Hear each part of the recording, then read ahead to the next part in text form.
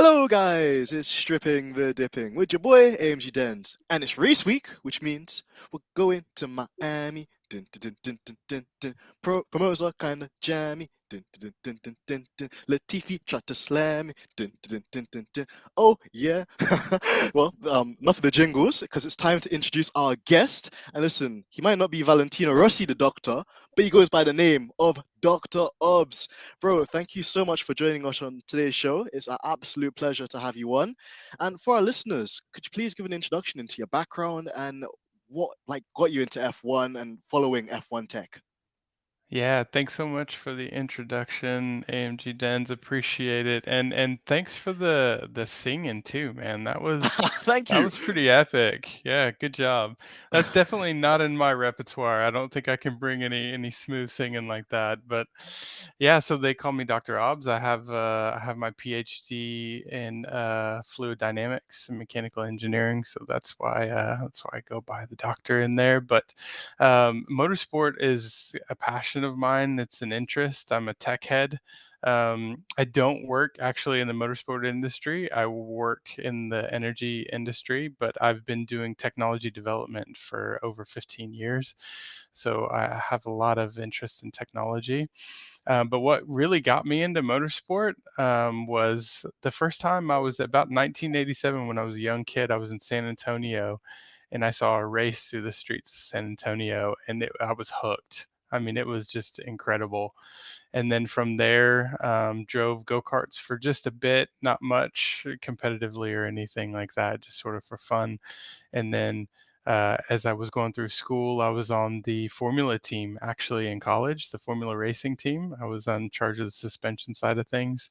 Didn't do such a great job there, which is maybe why I switched over to fluid mechanics. But yeah, I've been a fan of Formula One for quite some time, and only really got deep into the technical side of Formula One, I would say, over the last 2.5 years. Yeah.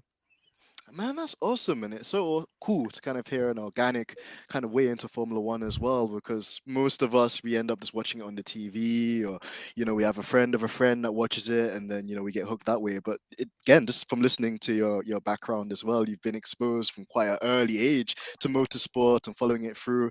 Also, I wish that my school had like a motorsport team or like a track racing team or something like that as well. That's so cool. You know, Yeah, it's really big actually. There's just quite a few people that tend to get into Formula One, and a lot of the engineers that end up working for Formula One teams actually come through the Formula SAE programs that the different universities have, especially in the US. Yeah. That's awesome, and hopefully England might be able to match that soon as well, because there's been a huge push, kind of on the social side, for them to open up jobs and to kind of give kids from STEM backgrounds, so science, technology, English, maths, the opportunities to kind of get into those fields as well, and to practice their dreams. So of course, we love to Absolutely. see it, and it's great as well to see in America that the foundations are already there. So if you work hard enough for it and you're really passionate, those opportunities are just around the corner. So that's excellent. Okay, Dr. Obbs, we'll get into our first question of the day then. And it's observation more into Imola. So we saw a very rain adversely affected weekend in Imola. We just wanted to find out, what were your observations just throughout the way that the new cars behaved with these more interchangeable track conditions? And just from your perspective as well, Dr. Obbs, do you think that Mercedes perhaps made a mistake by not pitting Lewis earlier in those interchanging conditions when the track went from intermediate slash wets to almost like dry conditions? Yeah, the Imola race was really interesting because I think one of the things coming into Imola that I was really keeping my eye out for was how these new cars with the new regulations and all the downforce generating aero elements would survive some of these massive curbs that you have in Imola. And it seems like everything was okay, right? We weren't losing any underfloor tunnel fences, or we weren't losing any brake winglets or anything. So it seems like the cars are robust, which is kind of the first thing that I was looking for. And the second thing I was looking for was with the changing conditions like we had with the rain, this was going to be the first race where we had these cars running in the wets. And how would they do in the wets? There were some people that were thinking, well, because of how low they run the cars, you could potentially actually hydroplane. So the center section of the floor, which is the big beefy portion right in the middle, when you look at the underside of a car, that's called the boat, and it literally does look like a boat. And so some people were saying, well, you could actually start to hydroplane off the boat, but thankfully it didn't happen, right? We didn't have any cars spinning out of control, I guess, besides maybe Charles Leclerc. So sorry to any, Ferrari fans that may be Tifosis on the out there, call. Yeah, probably exactly. I crying love into the there. Tifosi. Yeah, I'm part Italian as well, so that's okay. I'm with them there. But the cars handled really well on the wet. I was quite surprised. I think the thing that was also kind of surprising to me was to see how long the tires actually lasted. So from what we've been seeing from other races, some teams are doing much better with tire management than others, right? I think generally speaking, Mercedes has been really good on tire management. They can get the tires to last a long time, which is really good for them. But the downside of that is it takes a while for them to heat the tires up, right? So that's kind of the flip side of that. On the other hand, Red Bull, has had problems with tire management in previous races where the tires have fallen off quite quickly. Now, some of that is probably due to the fact that they're very much overweight. And in Imola, they rolled out an upgrade that dropped the weight of the car. So it seems like the tire management was better, but Ferrari had some issues with tire management. But the inters actually lasted quite long. I was quite surprised with that. But as far as pitting Lewis, yeah, I mean, I think I was on another podcast and they asked me a question about Lewis and what's been going on, and I think he's just has been unfortunate with where he's been stuck in the pack, being stuck behind the DRS train, and then when they did pit him coming out, again back in the DRS train Yeah.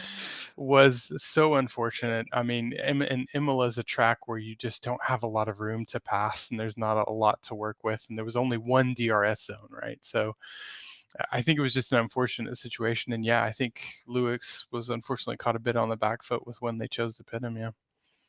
Yeah, absolutely agree with you on that as well, Dr. Obbs. It's a great observation as well that you made earlier, just in relation to how these cars are behaving with new regulations. And surprisingly, we thought that they were a bit like clumsy and cumbersome in the dry conditions. We thought that that might also be the case in race scenarios as well. But it actually seems that they've managed to tidy them up and give them a bit more movability as well in such kind of Yes. corners, low speed and also high speed. And yeah, even during the race, there actually wasn't much drama in terms of like drivers losing control of the cars, or like cars like, as you said, aquaplaning, probably because of the ride Mhm. height tips that you also alluded to as well. And then yeah, coming back to that Lewis Hamilton thing too, like yeah, I thought it was quite unfortunate the timing of it, because I reckon maybe if he'd pitted a lap before, or maybe maybe had gone a bit more brave with the approach, perhaps he would have been able to get the undercut on those pack of cars in kind of like the top 10 down section. But like you said as well, just a poorly timed pit stop, getting kind of stuck behind them too. And yeah, I guess when you're following another car as well, you've got a lot of spray coming into the visor, obviously, and that might give you the illusion that it's raining probably more than it is, which could have maybe clouded his judgment when the team asked him whether it was time to jump onto the slicks or not. But Yeah. also, just another thing as well, Dr. Obbs, I wanted to get your take on, because a lot of people, I think, they're being quite ignorant to how big of a factor it is. Could you explain like how a DRS train works, and why it is like, if you're at the back of a Mhm. DRS train, why it becomes increasingly harder to overtake even with these newer cars? Yeah. So these cars this year, maybe to someone that's not deep into the tech, the aero performance of these cars is drastically different than it was in years past. So in years past, you had most of your downforce generating elements were at, on the top side of the car, right? The whole underside of the car was completely flat and really acting like essentially an extended diffuser. But those surface aero elements like the rear wings and all the barge boards and all the hot brake air coming through the wheels was all creating a massive wake. And that wake has a couple of one advantage and one disadvantage. Well, a few, right? So the disadvantage is that when you have dirty air behind a car, you lose massive amount of downforce because your surface aero elements are creating your downforce, right?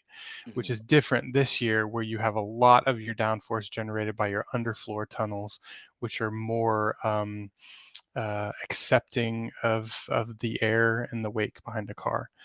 But additionally, the change in the regulations has now also meant that the wake is a lot cleaner. So cars can naturally follow closer, right? Which is what they were really trying to do. But the downside of that is that the impact of the slipstream is less, okay? Because the wake is being channeled up further vertically instead of coming out more sort of horizontally and behind the car. So the slipstream impact is less.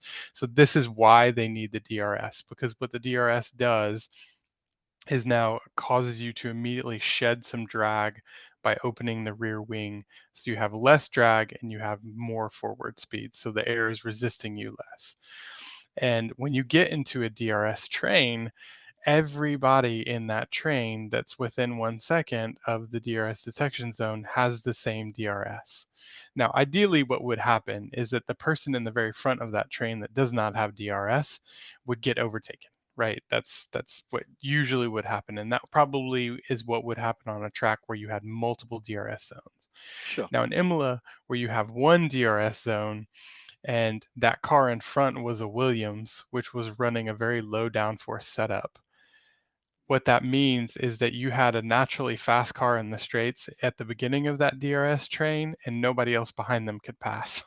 So Sure. Alex Albon was really leading that train. So naturally, what happens in the DRS train is that you have a lot of cars in a straight line which are benefiting equally, and the fact that this year, because the wake has been cleaned up, you don't get the slipstream on the straights where you don't have a DRS as much as you would have in the years past.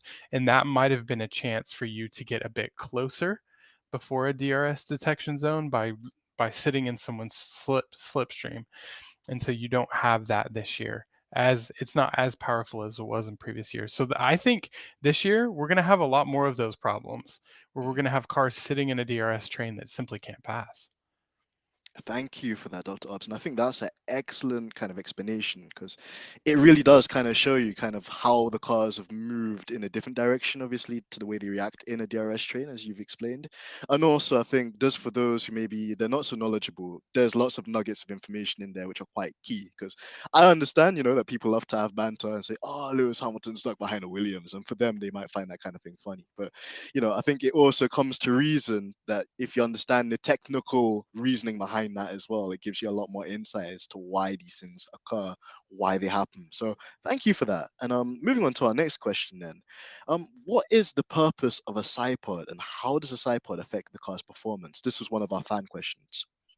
Oh, great question. So, firstly, a side pod is there because you need to place cooling elements in some location where you can have air to cool those elements. So, you can have center line cooling, which is what you've got that massive air scoop which sits right behind the driver's head, right? That's the center line cooling. Or you can have the side pod cooling. And the side pod cooling is naturally where you get a nice amount of clean air. Sometimes the air that's coming right over the top of the driver's head can be a little dirty because actually the most flow disruption you're going to get is from the actual place where the driver sits within the monocoque, right? So that is going to be very disturbed air, and you want to get naturally clean air in through the center line. But sometimes the side pods then can be a place where you can get additional air as well. So that's the first reason why you have a side pod, is so you can place cooling elements. Now the other reason is more of an aero reason, because if somebody on the powertrain team is telling you, look, I need a place to put all my cooling elements because I can't let everything get hot, right? So I'm talking Mhm. about engine cooling, battery system cooling, oil, MGUK, MGUH. I mean, all the other elements that get very hot, electrical cooling, all these things need to find a way to actually cool those elements so they don't overheat. If a powertrain person tells you I need that, then an aero person is going to decide on how they can take that and make it aerodynamically beneficial, right? Sure. And so that is effectively what you then do with a side pod is you say, okay, I need this.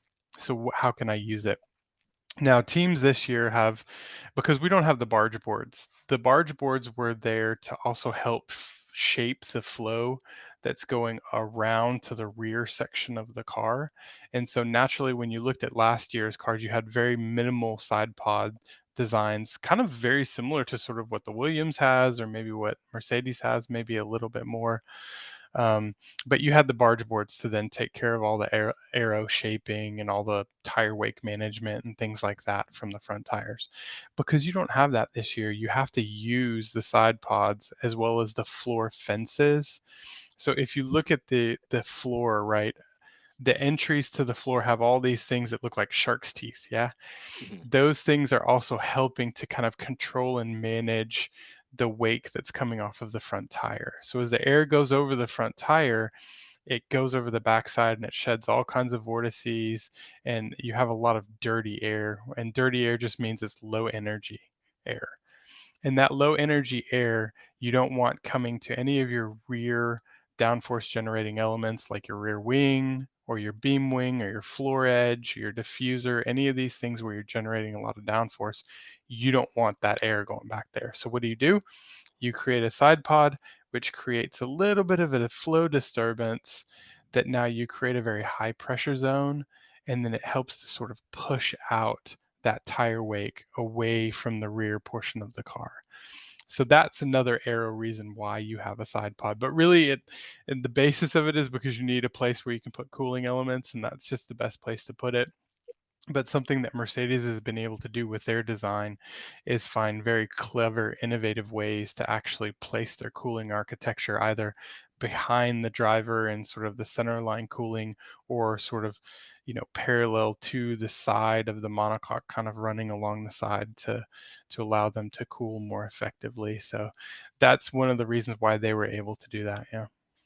Excellent. And in a way, Doctor, it's like you can almost read into the future of my like checklist there of questions I wanted to ask you, because this is a great segue into the next kind of question we have. So, like, this is set the scene. Obviously, we started the new year with Mercedes probably being the favorites at that time because obviously they're the 8-time world champions.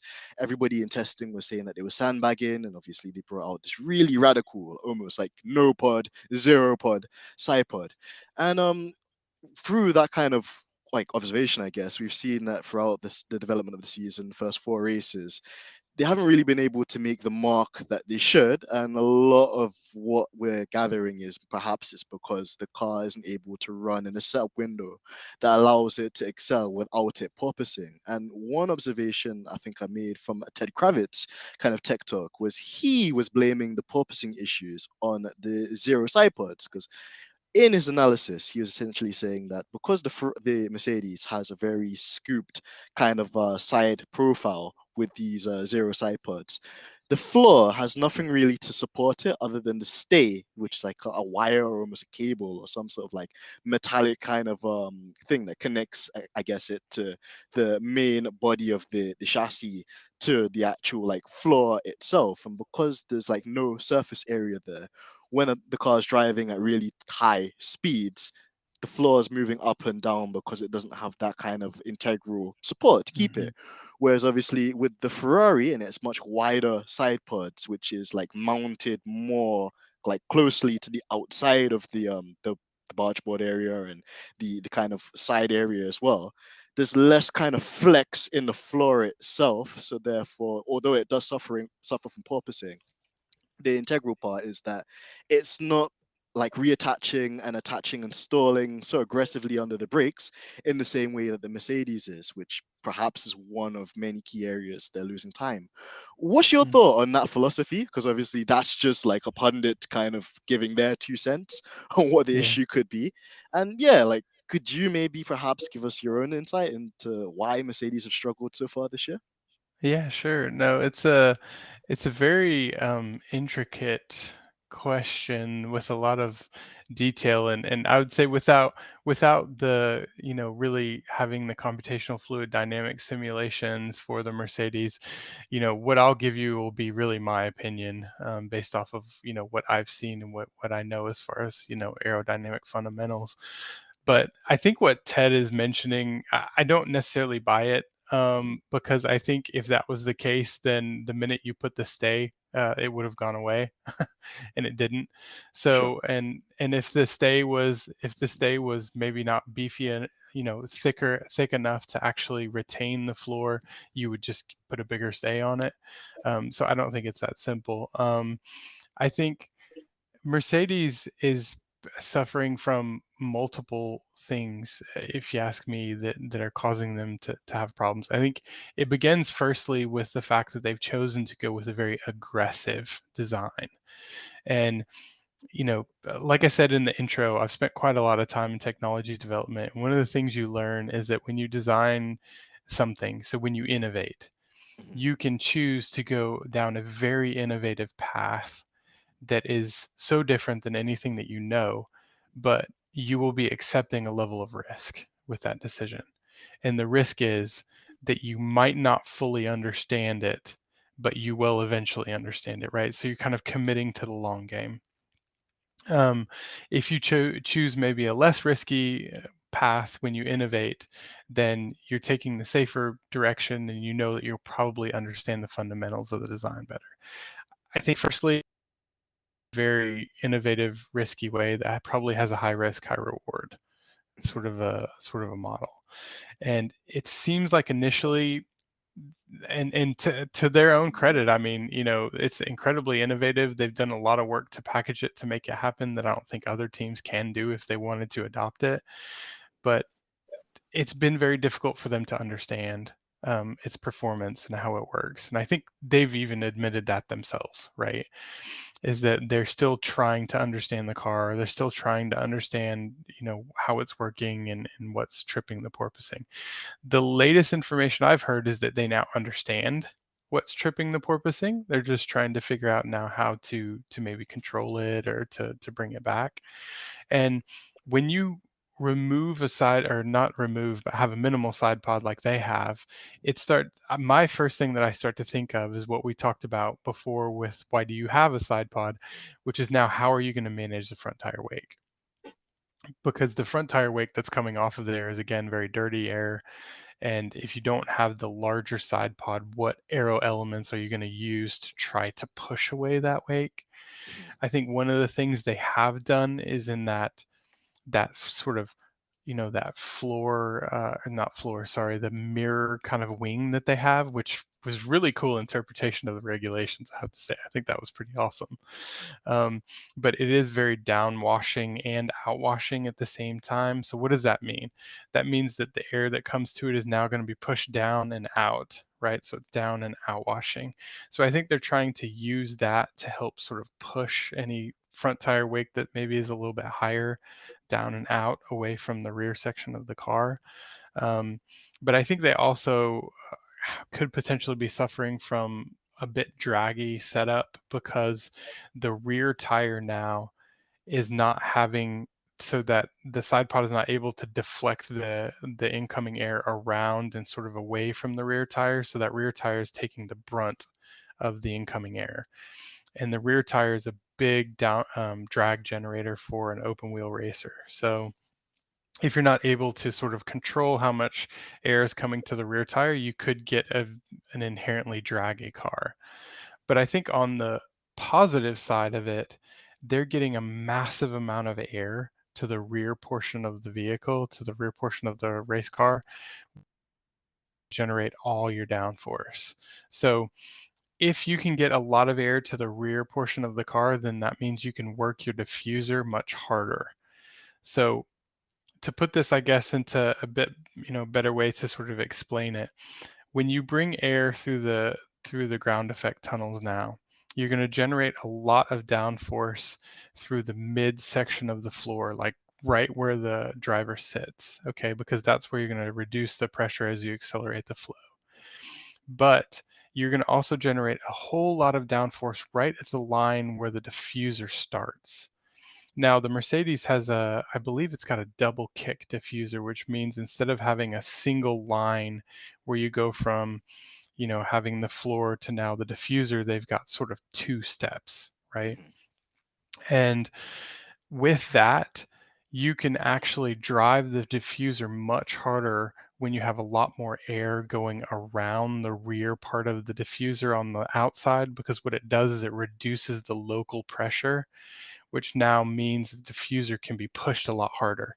And that diffuser, the diffuser itself is not generating the downforce, but it's allowing you to suck air through the tunnels much faster, which then is going to generate more downforce.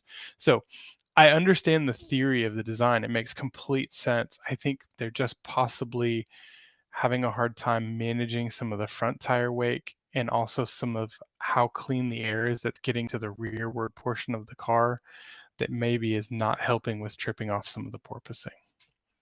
Sure. And I think that really is a good explanation as well as to just how it works. And even for now, although it doesn't really seem to be the correct philosophy of the ones we have, it still has quite a lot of potential. And it might Yeah. be an upgrade or two, which helps it unlock that potential to help it perform and, get the performance that they want to see and correlate that probably with the things they have in the sim and the wind tunnel, obviously what's happening on track as well. So great. Really happy we discussed that as well.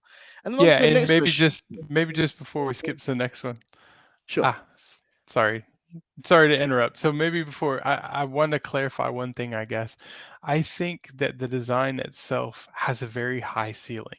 Okay, so I think that there's a lot of potential there, and if they can control it, as you say, and they can roll out some upgrades, I think naturally their design puts them in a better place to where they can get much more air to the rear coke section of the car over the rear downforce generating elements, which means that their ceiling potentially is higher maybe than other teams that can't do that. Of course, and yeah, I totally agree with you on that as well, Dr. Obbs. It definitely seems like the way it is as well, just from the things you've mentioned, it definitely does have a higher ceiling, and in that kind of sense as well, it's interesting that they're just one of only a couple of teams that have taken such a radical design, and with it being Mercedes, you'd think that there might be something that they know that maybe the other teams don't know, or maybe as Gunter Steiner had put it in earlier kind of preseason testing as well, because of the resources that a team like Mercedes has, they have the finances and obviously the kind of, I guess, personnel to make something like that work, whereas a much smaller team might not be able to go with such a radical design, and therefore they might go with something a bit more standard or traditional, but they can understand the parameters and limitations of that Absolutely. like body language as well. So yeah, great analysis and insight into that too. So on to the next question, which I feel kind of more plays to your background and the things that you've studied and the achievements that you've made in that segment too. What role does a suspension play in F1 in relation to the way the cars behave? And I'm really proud of myself for this word I'm going to use as well.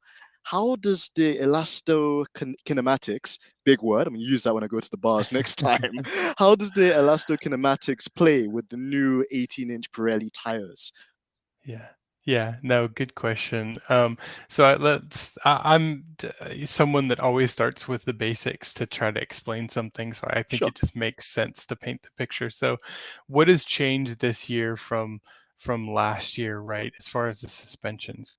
So one of the things, well, you can't have any hydraulic inducing suspension elements this year. So for instance, teams used to have hydraulic heave dampers, and they're not allowed to have that anymore. There's other things like the inerters that teams used to have, which helps to sort of damp out some harmonic oscillations that you might get, right?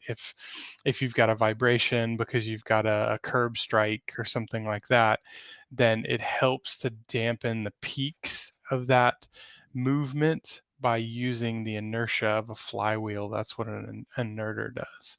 So you can't have those elements anymore either. Also, you're not allowed to have any of the change in ride height control like Merck had in the W12 last year. If you remember, With the it car was really squatting down on the trick. straights, Yeah, wasn't it? yeah, it was super trick where when you got to a certain amount of downforce, the car would squat down and it'd allow you to basically stall the diffuser, which stalling the diffuser, by the way, is not necessarily always a bad thing.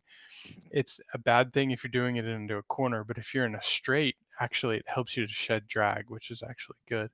Um, but that is not allowed anymore. So all of the elements now in the suspension have to be mechanical elements, right? So you've got torsion bars, which are there, right, instead of coil springs. Why? Because they're a lot smaller to package, right, than a large linear spring. So generally, the whole suspension dynamics has changed. And now, on top of that, you've also changed the tire, as you mentioned, because elastokinematics. What does that mean, right? So, um, if you've got a tire that has a really large sidewall, then that elastomer, that the way that elastomer behaves in between the contact patch, which is the topmost portion of the tire, and the rim, which again is, turning, the rim is turning based off of the steering input. So you've got a relative motion between the tire and the rim itself and the contact patch. The larger that gap is, the amount of elastomer that is there, you're going to have more relative motion, right? So the tire may be sitting in the contact patch area, and then the rim is actually turning, and you're getting a lot of flex in between. So now, when you don't have that, and it's a much thinner sidewall, that means you should theoretically have a much more responsive car, because that flex is also, you're losing responsiveness in that flex as well. So that's the downside of it. But the upside of it is that rubber that's in between your contact patch and your wheel rim is also acting a bit as a damper, right? So it's also helping to kind of damp out some of the shock and the vibration that you're going to get in curb strikes and things like that. So now naturally you have a much more mechanically coupled system, which means that when you have a shock that comes to a tire because you hit a curb strike or you're going over a bump on the road, that force is going to be better translated into the suspension.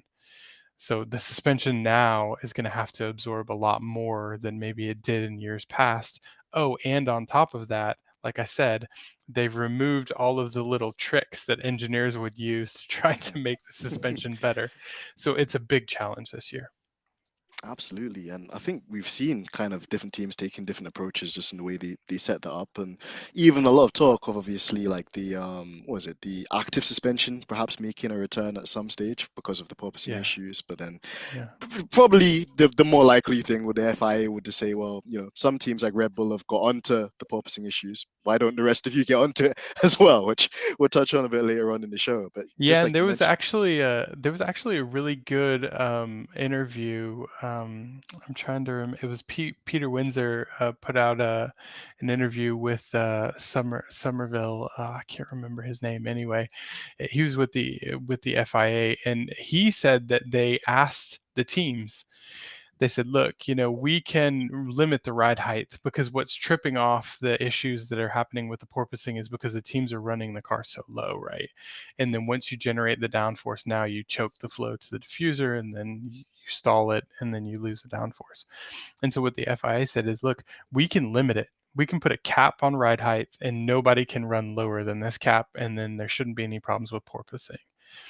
And they offered that solution to the teams, but the teams chose against it. They did not want it. They wanted to solve it themselves and figure out what was going on. So to me, that kind of tells me that the teams are quite confident that they're going to get their head around it. And some teams are going to get their head around it, sooner than others, right? Just based off of where they were in their initial design. But I thought that was quite telling, that the teams are very confident. They think they're going to get their heads around this, and they would much rather allow the design freedom to run the cars as low as they need to, and then they're just going to sort out the porpoising. yeah, I agree with you. And, maybe that touches on the kind of things we mentioned earlier too, where there is a lot of potential out there with the times in these cars. It's just a case of them having more time, I guess, at the factory and data collection as well to correlate those understandings and to bring to life maybe the upgrades and also the little tricks and things they want to do to make the car work in that window a lot better to correlate it with the things that they have in the CFDs and stuff like that as well. And I agree. And then also, yeah, and it's very telling, like you mentioned too, because you have on one side them saying, well, listen, we'll sort the porpoising out. But then on the other side, a lot of the teams were quite cheeky to ask the FIA to kind of sort out the weight limits and to give them a kind of dispensation on that too. Yeah, So yeah, yeah, like that's really intriguing, and I think a great insight into that too. And to kind of caveat the earlier question we are talking about with the this new 18-inch Pirelli tire, which is headed obviously by Mario Isola, the president of the Pirelli board. Why is it that we're seeing certain teams like Mercedes and Red Bull struggle with the initial tire warm up? Like, for example, I think Mercedes often do two qualifying runs, which I think is yeah. crazy to know that they have that amount of kinetic energy from the battery to be able to deploy, so much energy for a hot lap to do that. But Mm, then also, we've seen in team radios to Max sometimes them saying, Max, just take it easy, with these tires in the first couple of laps, let them build. And obviously, yeah. Max being like, no, I want to push. I'm a racing driver. Leave me alone. I know what I'm doing. Kimi Yeah. Raikkonen-esque as well. So yeah, why is that? Yeah, it's a very good question. I think we have to also kind of go back to the beginning also of what's changed in the regulations this year around tire warm up. So if you look at last year's previous regulations and even in the 2021 cars, um, teams were able to use brake heat. So heat that's generated from the brakes to heat the wheels, which would thereby heat the tires. Cough, So cough, break magic. Yes, yeah, exactly. Yeah, maybe a sore subject for our listeners, right? Um, but the truth of the matter is the way that the teams have to heat the tires up this year is drastically different than what they've been doing in the past. So this is a whole new area for teams. No longer are they allowed to actually blow cooling air through the wheel rim because what that does is that actually creates a massive wake as well. So again, along the lines of cleaning up the wake, they said, look, no more blowing air through the wheel rim and out, the side of the car. So they said any air that comes in through the front duct needs to come out of a back duct. And so that cleans everything up. And actually, the drum that covers the entire brake assembly is sealed. So so you're not able to get any air out even if you wanted to. So that's the main thing is that teams now are having to rely on actual driving to heat it up. I mean, they can do things with like brake bias and such to try to generate a little bit of heat, and they can do other things like maybe change the amount of understeer they have so the tires slip a little bit more and then you generate heat from slip. But the downside of that is that you're going to degrade your tires faster. So what are some teams struggling with? I think starting with Mercedes, um, they, as you rightfully said, Denz, are struggling with heat up. They're having to do two warm up laps before setting their qualifying lap, which really is not normal. And this problem was really exacerbated or amplified in Imola, where you had cold temperatures and then you had rain, right, which makes it even worse. And I think personally that the reason that they're suffering from this is because we don't have the same secondary heating that we would have had from the brakes. You're generating all of your heat from the contact patch.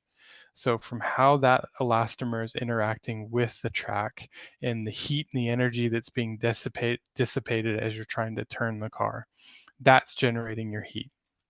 And so if Mercedes is bouncing and porpoising like they are into the corners, then what's going to happen is you're going to load the tire, then you're going to unload the tire, load the tire, unload the tire, and it's kind of a cyclic sort of a sense, which means you're going to have very high energy dissipation and low energy dissipation as the tire bounces.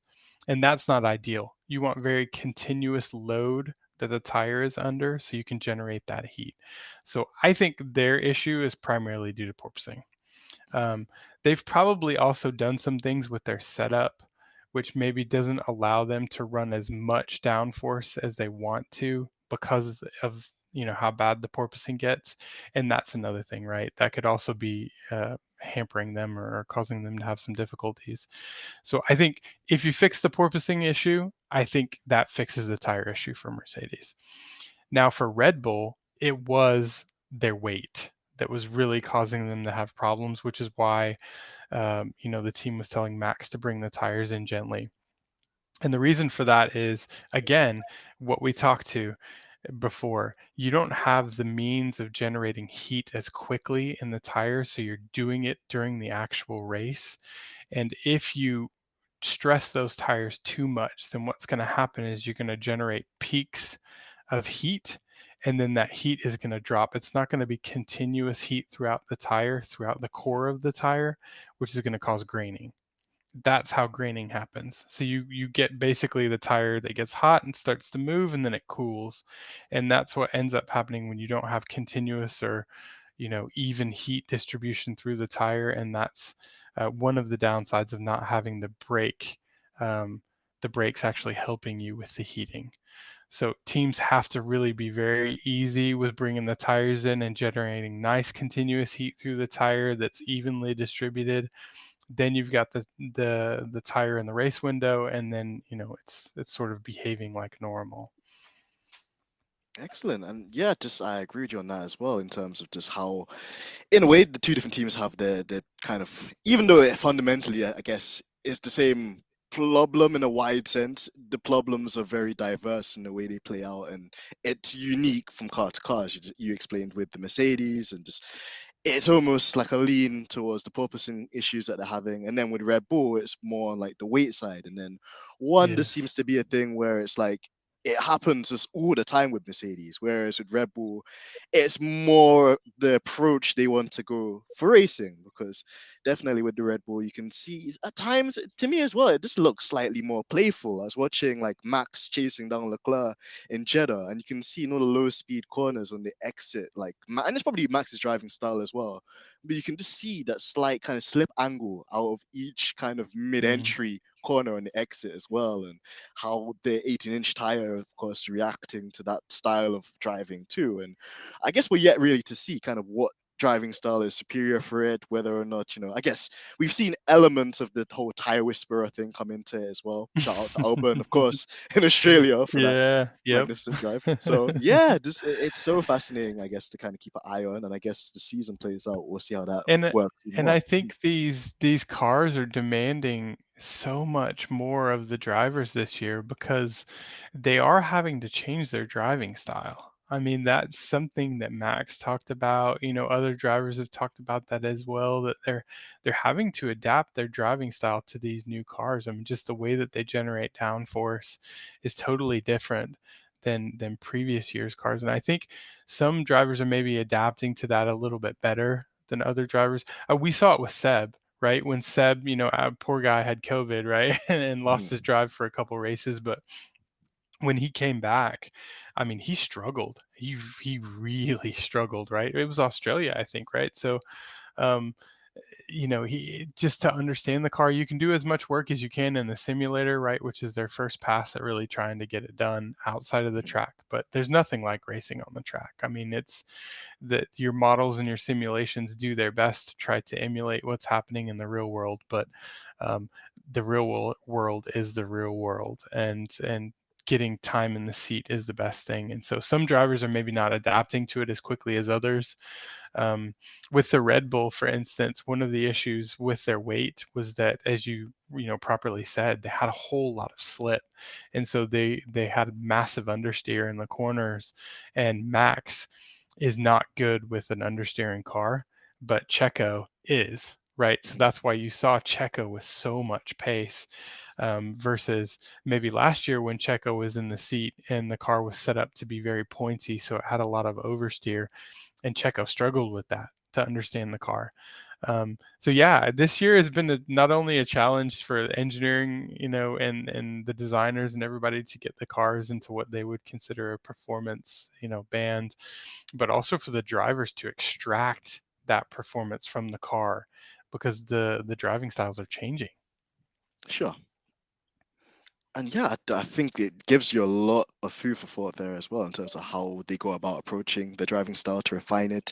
And I think a great example he gave there as well is just again the whole Max and obviously Sergio thing too. Because I think when Sergio got the role at Red Bull, like a lot of people that hadn't watched Sergio throughout his career at Sauber and the original, I'm not talking about this pity party Aston Martin Racing Point outfit we have now, like the original OG, like Force India. Like, Perez Yeah. had an amazing kind of like run, and then when he came in, he took a while to adapt. But then you see, like as you mentioned as well, with these newer cars, that kind of more like I guess slow speed understeer characteristic that the cars have is more suited to his driving style, and he does quite well with that, and also keeping the tires alive and in a window where he can continue to progressively and consistently, make his way through a Grand Prix as well. So that's awesome. But then, just moving on to our next question, which is from the boss, the woman herself. She's like I said earlier this week. She's like the Manisha Katulborn. She's like the team principal. She is like, stripping the dipping herself. It's Miss, Georgina Donna. She came up with this really great fantasy question, which I'm really looking forward to asking you. So, Dr. Obbs, let's put it this way. So, Adrian Newey says, you know what? I'm done with Red Bull. Like, I've had my time there. I've had my time at McLaren. I had my time at Williams. I'm going to create my own F1 team. Screw that. And I want to employ Dr. Obbs as, head of obviously the technical side and more to do with the suspension and the geometry and just the mechanical grip, I guess, aspect of the car in that way. What would you go for? Would you go for a push rod or pull rod suspension? And for our listeners at home, could you explain the difference between how a push rod and pull rod suspension works? This is a good question. Shout out Georgina, good one. um, so it's a very difficult question to answer, and the reason is because you can ask 10 teams and you'll get 10 different answers. Responses, sure. Yeah, for sure. So I mean, essentially, what you've got is difference between push rod and pull rod, right? I mean, the first thing to notice with a push rod configuration, I mean, right? So the pushing into the rocker arms, right, is push rod, and pulling the rocker arms is pull rod. So the biggest difference though is the location where they mount. So in a push rod configuration, your rocker arms are going to be mounted high. So they're going to be up. So if you could, just picture the nose, right? And the very top surface of the nose up, or around where the steering wheel is along that planar edge, is where you're going to mount your suspension components then in a push rod configuration, right? Mhm, The downside of that is that those elements, and remember, think back to what I said previously about how all these little tricks that the teams used to use in their suspension is now gone. So they have to use mechanical suspension elements which are heavier than the previous years. So now what you're doing is you're mounting all these heavier suspension elements higher in the car on the nose, which raises your center of gravity. So you want your center of gravity naturally for your whole car to be as low as possible, because then you don't get as much body lean and roll and all these things that are, detrimental to performance, right? You want to keep that as low as possible.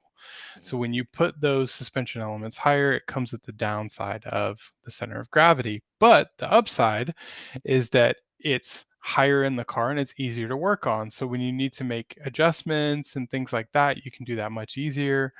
Um, Contrary to now a pull rod, where you're going to put that mounting location now on the bottom side of the nose, which is very close to where the driver's feet are. So now you need to figure out how to package it, because most Formula One cars, the way that they would prefer to design the nose is to make the bottom of the nose, if you look at it, in the Y plane, how wide it is, to make it slimmer, not as wide in the bottom and wider on the top, right? It's kind of like a natural sort of upsloping effect. And when you put the elements of the suspension, now the rocker arms lower, you can't do that anymore. So it has to be now a beefier section in the lower part of the nose, and you have to figure out how to package it. The center of gravity is lower, right? We talked about that. So that's the positive. The negative side, now if I need to work on it, I need access to those elements. It's much harder to get to. The other difference, you're pulling, the actual arm is in tension And so you can make it thinner, you can make it smaller in tension because it's stronger in that sense versus a push rod where it's the opposite, right? It has to be a little bit thicker. So from an arrow standpoint, there's a trade-off there. But the other side of it on the arrow front, and I think this is why most teams are going, or most teams end up going with a I say most teams, it's two teams. It's Red Bull and McLaren that have gone with a front pull rod suspension is for aero. Okay, so remember, as I said, the mounting point along the nose is lower, which means that from the upright to the lower mounting point in the nose, you're going to be sloping down, which means you now have a much larger sort of a hole in between the wishbones for air to flow into the side pod, into the cooling elements, right, of the engine. Um, so that is one of the reasons why you would do that, is for an aero reason. But every team is different, because when you think of it, the car is truly a system. So let's start at the front. You've got the wing, which is shaping all of the air that's coming now through your suspension elements. And oh, by the way, your suspension elements are also shaping the air as well, because all of those rods and beams and things that are passing through there are shrouded with essentially what looks like almost like a wing, right? So it makes it less draggy. But what that's doing is also shaping the air that's coming off of those suspension elements, pushing them down sometimes, pushing them out.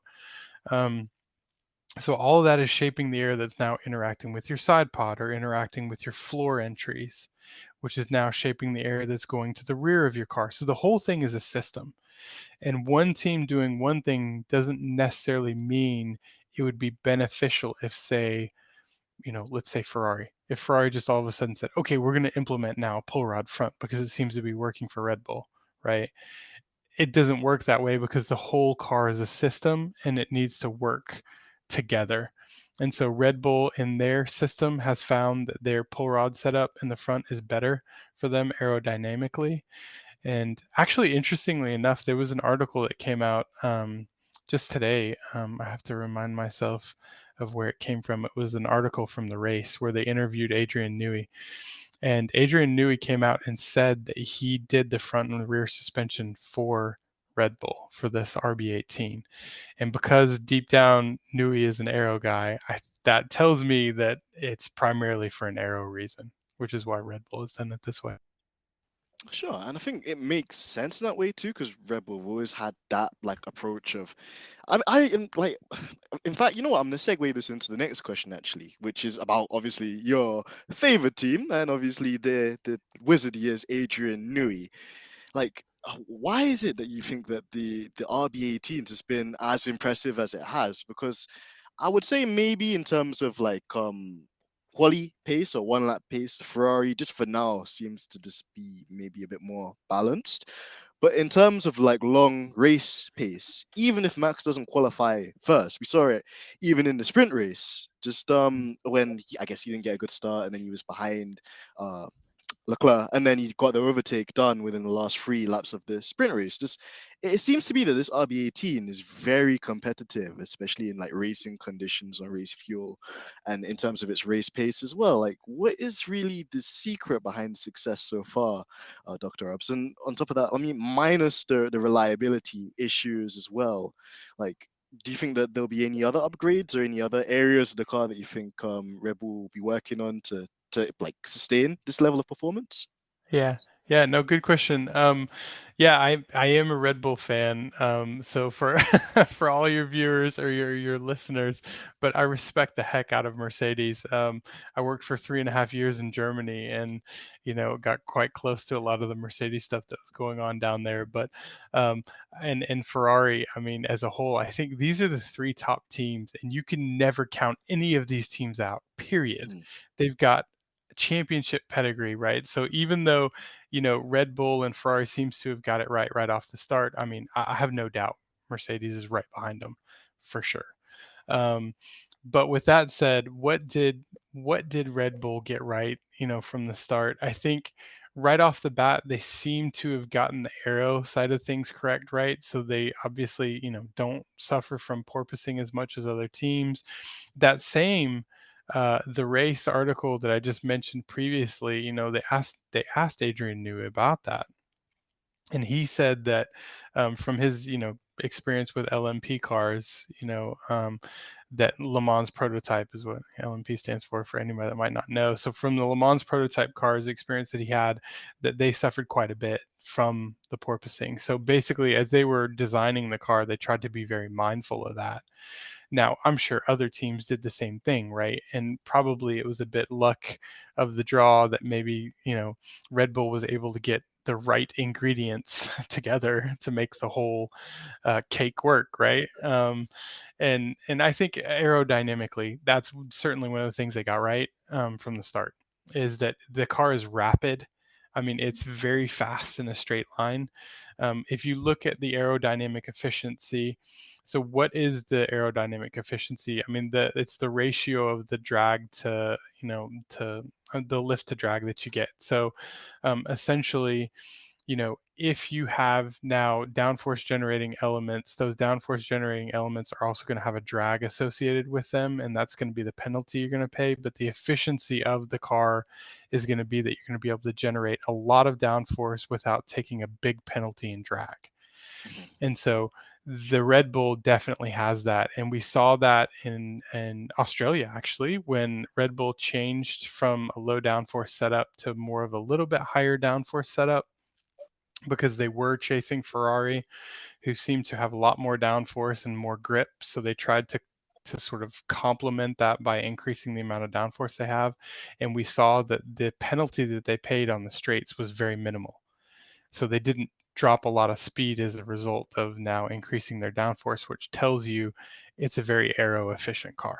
So that's the thing that they got right. On the reliability side, yeah, I mean, I think they very clearly have some issues with the fuel system that seems to be sorted now, which caused some of their DNFs. Um, Imola was a clean race, so hopefully that's a sign of good things to come. But the aero development is very trick. When you look at the underfloor of the car and the tunnels, it's very shaped and very sculpted.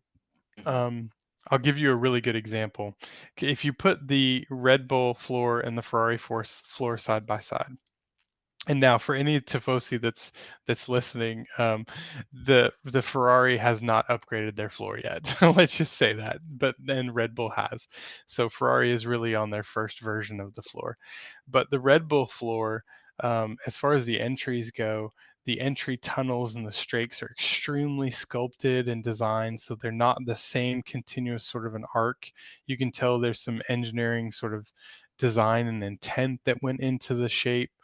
Additionally, that center section we talked about before, the boat section, is actually stepped. It's not a continuous sort of an arc around to the rear diffuser. It has an entry step before it expands laterally, and then it has an exit sort of a step down into the diffuser, so it's actually expanding laterally, which is very unique. It's very different than what other teams are doing. So when I look at the arrow is top notch. So I think if we're talking like 3 up, 3 down, we've got um, what did they get wrong now? The 3 things they got wrong. I think I would say the weight, right? Mhm. I mean, it was incredibly heavy. Depending on whose rumors you want to believe, I've heard at some points they were 20 kilograms over, which is crazy. Jeez. Yeah. Yeah, if that's true. But it's probably not that much. But they did roll out an upgrade in Imola, which seems to have really helped them with their pace. That finally now, if you look at average race pace, they were actually faster than Ferrari, which was not the way previously, right? So seems like dropping weight really did help them. Um, what other things, did they get wrong? I think probably the fuel issues that we spoke about.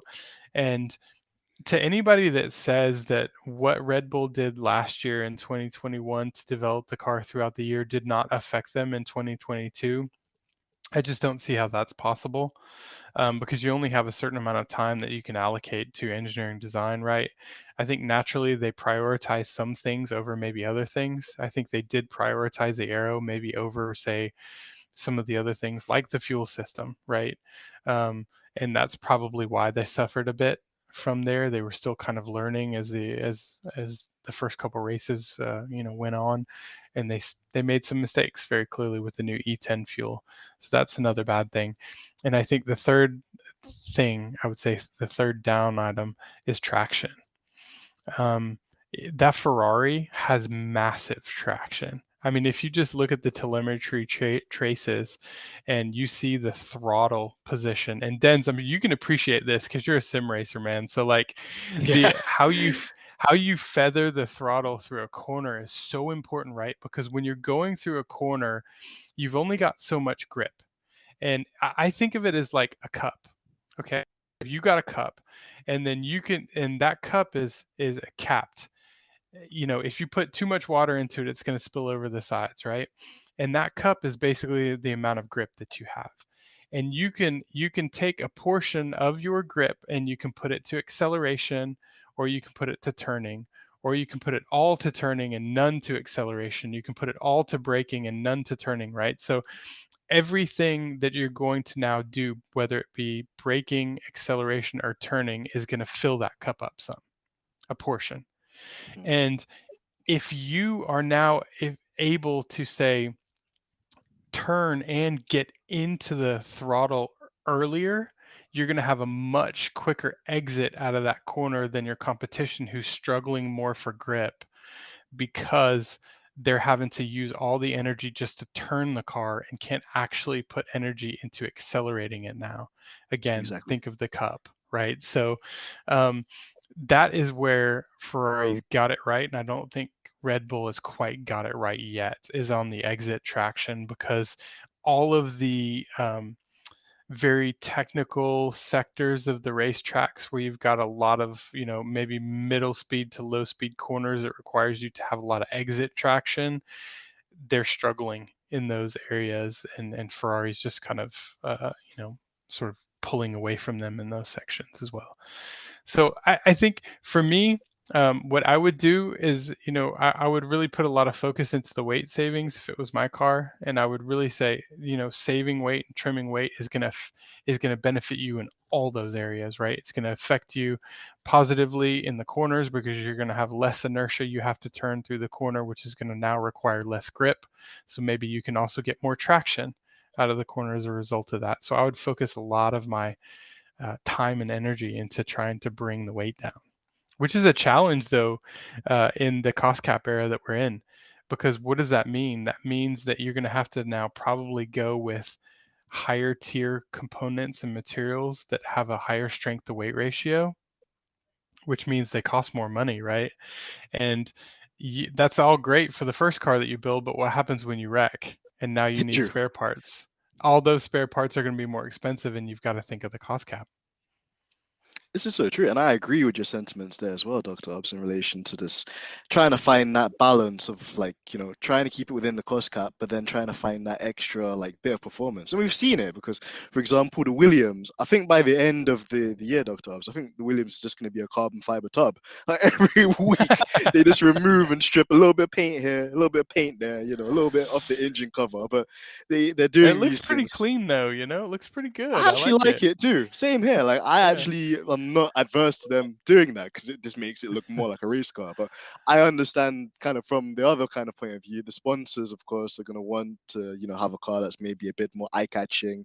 You've seen that with like Alpine having it's already only been 4 races and they've had two liveries. So, each Yeah, team will have their own kind of like kind of sentiments with that as well. And it's amazing that even in terms of just like the commercial aspect, how that also plays a role on the performance of the car. Because I guess if you're Alpine, you obviously want to bring the weight down and make the car as streamlined as possible. But then also you have a huge like partner being BWT that won everything plastered everywhere and pink paint, and I guess you could obviously do that on overalls and helmets, but of course the car is the thing that the camera sees the most of whilst it's on circuit. So absolutely. Yeah, it's yeah. crazy. But Dr. Ubbs, I'm really conscious, of us obviously us taking your time, and I really, really love the fact that you've been on the podcast with us. We need you definitely for another episode because I just want to I would delve love in to. more into, like, your background, how you got into it a bit more as well, maybe some of the technical challenges that you faced in the roles that you've done. But with it being the Miami GP, as my little cheerful song at the beginning went, just wanted to get your for the final question. It's like your top Yeah. three predictions for this race. Ooh, I love hot takes. I never shy away from hot takes, and I'm also ready to get roasted if I'm wrong. So, um, first hot take is that Miami is going to perform similar to Imola in the sense that to me the track looks similar in a sense, but the biggest difference is going to be the DRS zone. So I guess first hot take is that um, as far as the number of stops we're going to have is going to be a one stop. It's going to be probably similar to Imola in that sense. The second hot take is going to be that the DRS zones, and maybe this one's not as hot of a take, but the DRS zones in Miami are going to be extremely powerful because they're very long DRS zones. And um, the only downside of it is that when you look at the track itself, I think I'm going to have to remind myself which turn it is. It's turn 17. Um, Turn 17 is going to be extremely hard braking zone off of that super long straight between 16 and 17. And the other hot take that I have is McLaren is going to struggle with brake temps.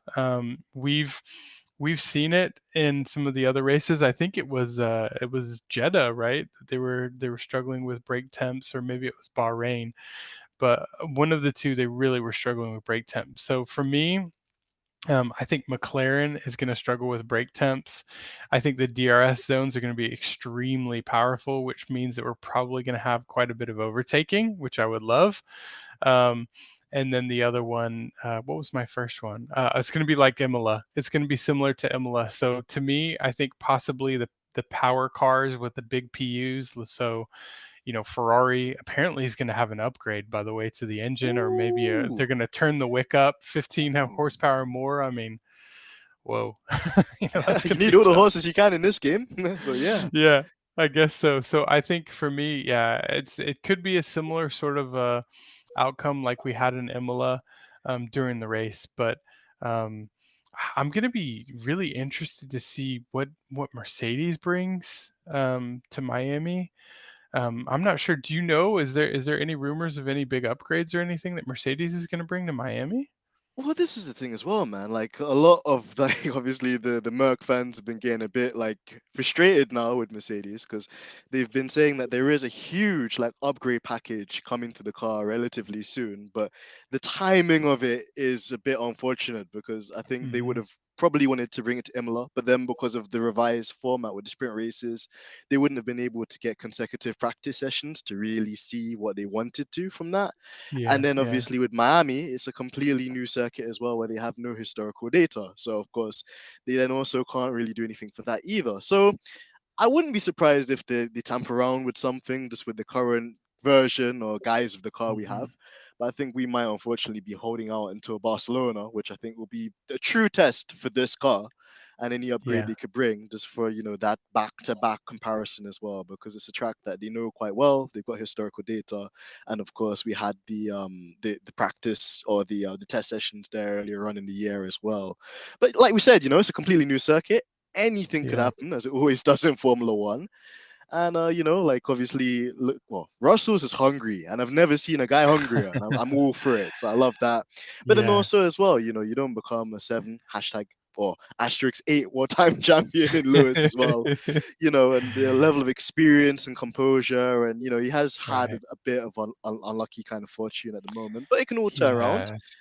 Yeah. and Yeah. I he, mean, and that's the thing. I think, by the way, that there's way too much heat and too much smoke around this whole George Russell, Lewis Hamilton thing. I mean, yeah, poor Lewis has been really just unfortunate recipient of some just really bad circumstances and situations. I mean, look at what happened in Imola during qualifying, right? I mean, with Carlos Sainz ended up crashing in Q2 before Lewis could really put it on a strong lap.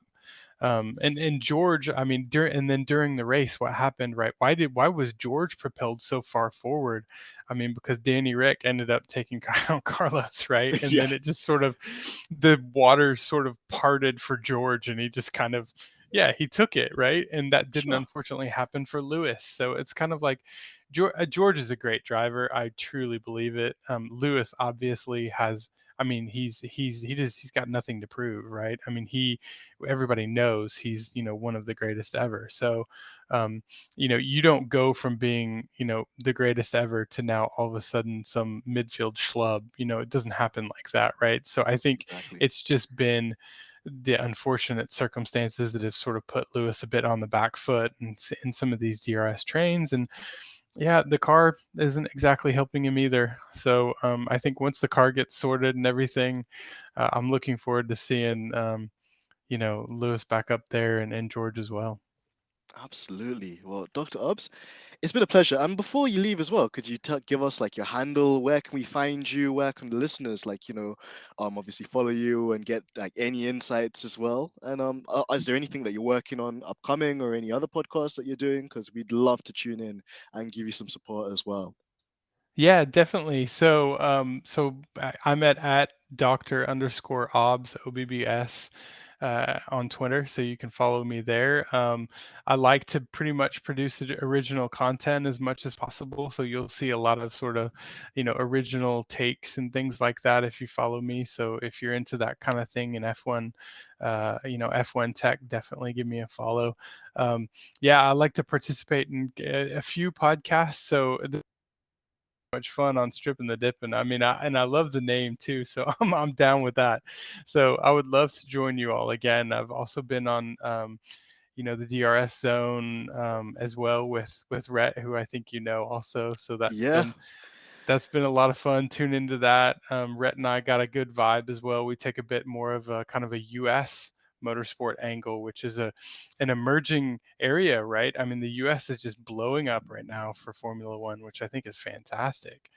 Um, so yeah, those are a few things that are coming up for me. Also, after a lot of races, you can find me in some of the Twitter spaces with our friend Bryson Sullivan as well. Just kind of asking questions or maybe leading some of my own Twitter spaces as well. So yeah, give me a shout. It's been a lot of fun. I'd love to come back. Yeah, we can talk shop some more and talk more tech. This is Oh, fun. well, listen, this is just the first of many, Dr. Obbs. I'm honestly so Let's do it. appreciative of your time and also just your knowledge. Just I've learned so much. I've got like a little notepad, my infamous Ted Kravitz notepad, and I've jotted down a lot of stuff which, I've taken away, and I'm sure it'll be a very similar experience for our listeners as well. So it's an absolute honor to have you, and we will have you very soon. So thank you Appreciate it. as always. And yeah, guys, listeners at home, I hope that you will have a great start to the month with it being May. Feeling Floyd in this May weather, had to put that in there. And of course, race week as well in Miami. So we hope that you guys enjoy that. And until next time, take it easy, stay prosperous and healthy, and we shall catch you guys soon. Peace.